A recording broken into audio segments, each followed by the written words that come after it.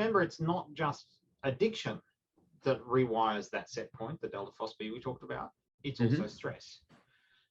Stress is created by uncertainty. The more uncertain your environment, the more stressed you will be. So humans like predictability. Humans like things to be boring. And the delta phosphate raising is our adaptation to things being uncertain. So, you know, that famous saying, may you live in interesting times, is in fact a curse.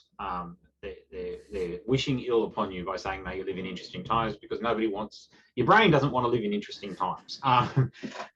So uncertainty creates stress and raises delta phosphate. And the higher delta phosphate is raised, the more poorly we predict the danger, the more poorly we overestimate the danger from uncertainty, and the worse it gets. So it puts us into a bit of an uncertainty spiral.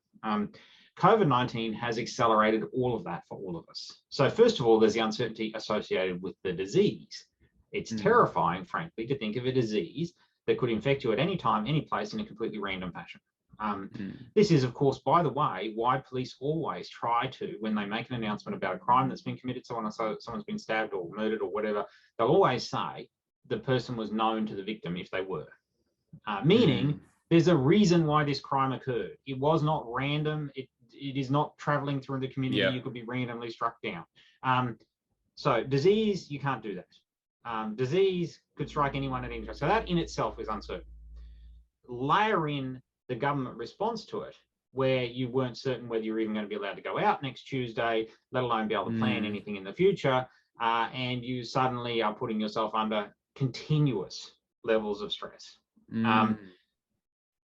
Our response to that, by the way, is to do something which relieves that stress. And one of the things that relieves stress is to go and get a hit of dopamine, which takes us back up to that baseline level. Remember, the body is saying, here's our baseline level now. So the body says, well, you know, how do we get dopamine up to that baseline level? Well, let's go get hit of dopamine. We can either do something stressful and dangerous, you know, like, I don't know, go rock climbing or something.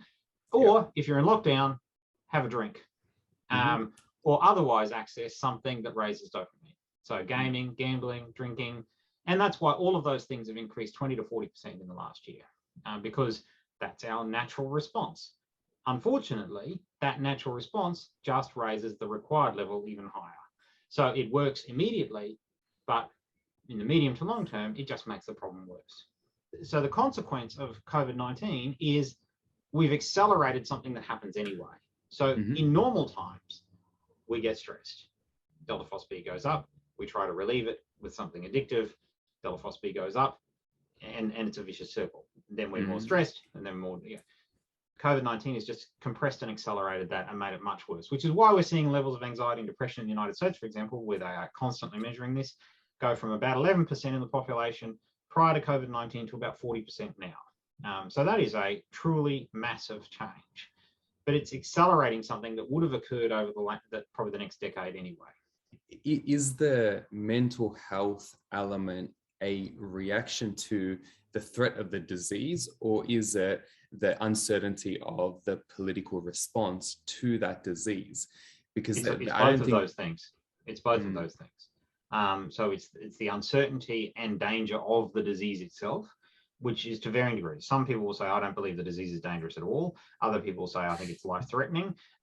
So they'll have varying responses. But to the people who think it's dangerous, the uncertainty around it certainly is bad for them. To people who don't think it's dangerous, the uncertainty about the government response to it is equally dangerous.